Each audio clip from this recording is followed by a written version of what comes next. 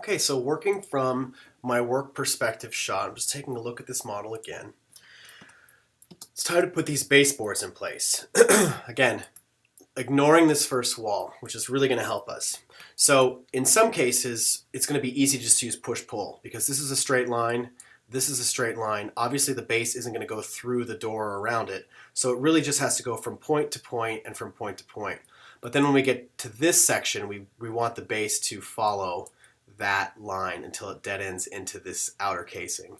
And then we'll pick it back up again out here, and we'll start from this point, and we'll bring it around. I'm ignoring the columns for now because I'm going to treat the columns on their own. And then we'll just take it through. And we're going to take it all the way through the fireplace because we're going to replace this fireplace at some point. Okay, so let's go back to the original file for the moldings. And go ahead and pick out whatever base you've decided to use. I chose this B08 one, which is kind of one of the taller ones. I'm going to copy this and bring it into this model. Now when I've got a baseboard, I like to strategically first place it in all the different places that I know it needs to go. So first thing I'm doing is I'm just rotating it 90 degrees up into place. Excuse me. So I want to first place this in the very first spot it needs to hit. Move this up a little bit. Then back down, holding shift. Okay. Hold on one second. Let me just get this pop to the right point here. Okay, so starting from the bottom point, holding shift down, get that situated right on the ground, and then rotate it all the way around 90 degrees like this. Because the first place it needs to go is here, starting against this wall. Now I'll copy it because I'm just going to look for the next place that it would start. So the next place it would start would be the edge of this casing. Copy it again. Again, this does not want to be a component because we're going to be exploding these. Okay, to the edge of that casing. Now that base is going to follow all the way around, and it's going to dead end into that casing. So the next place I'm going to go is the outer edge of this one. Yes, technically we could stick them inside here, but it's going to be so far away we'll never see it, and it's probably not worth the trouble to go to all that work. Okay, so let's do 90, and then put it at that point there,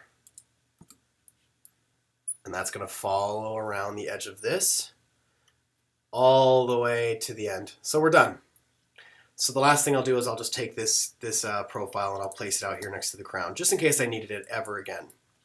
So the first one's going to be really easy. The first one is just a simple open, push-pull, and touch to that point, and then close. Same story on the second one. Open that up, push-pull it until it hits the edge of that point, and then close.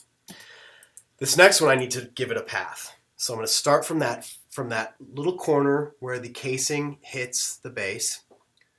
I'm just going to trace along the floor, avoiding this column. So actually what I'll do is I'll go up underneath the model, and I'll go from inside the floor so that I can see with the column out of the way. And then zooming into this point and this point. And then coming back up from underneath the floor. Sometimes it's actually nice. I'm gonna zoom out here and show you the whole model. It's actually nice to just delete the bottom face of that floor so you can see what's happening on the floor and you can see that everything's touching.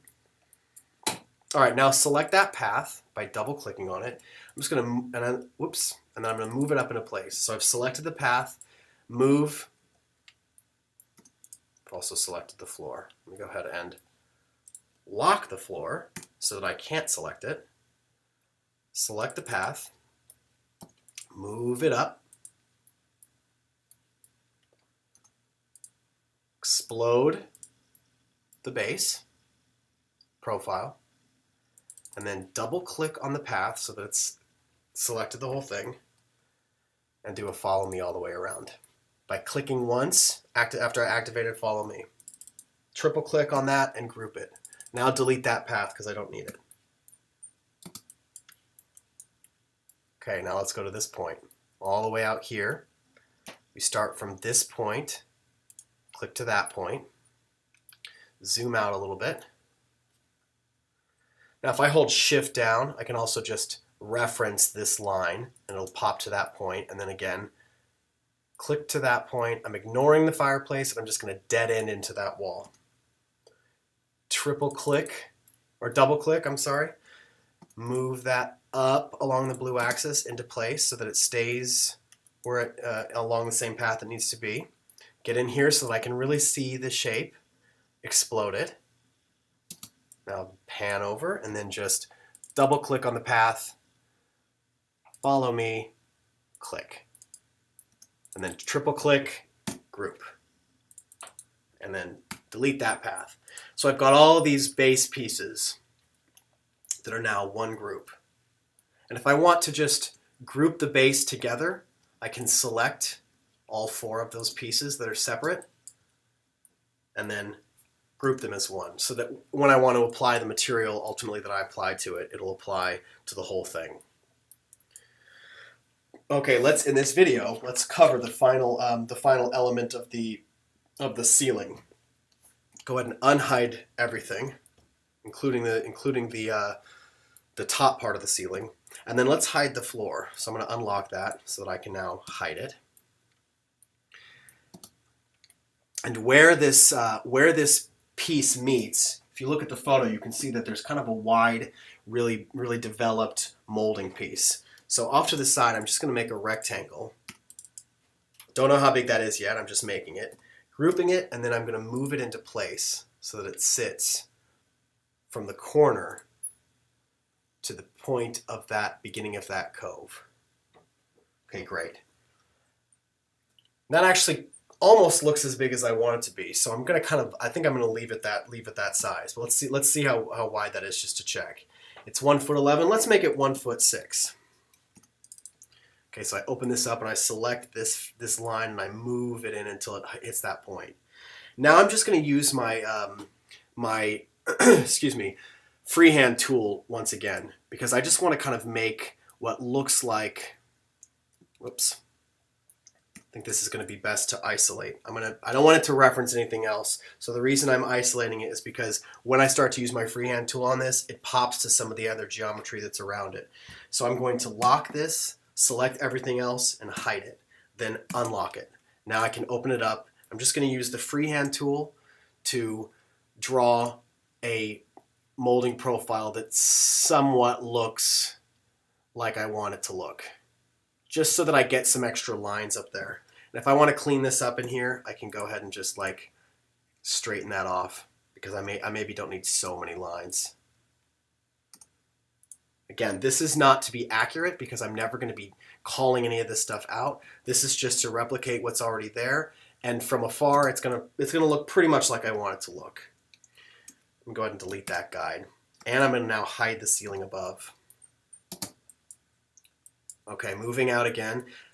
Recreate that same path. This is exactly like we've done in all the other times when we've made a path for this ceiling element. So I'll move that path up into place. You'll also notice that the path is actually a little bigger than where that thing starts, but it's okay because this is a perfect offset of that. So it doesn't really make a difference if the path is a little bit on the outside. It's kind of like when we did the circle in that reference video for doing Follow Me. All right, so let me go ahead and select this and explode it. Double click on my path. Then activate Follow Me, click once on that shape. Now I'll triple click on this, right click, and reverse the faces, and then just G to make it a group. Then I can go ahead and delete this path. Let's go back to some of our scenes now and see how it's starting to look. Okay, great. So now we're really starting to get some of this information into place, and it's really starting to come alive with some more detail. Great. Okay, now let's work on, in the next video, because these are components, these columns, let's work on just getting one of these columns into place.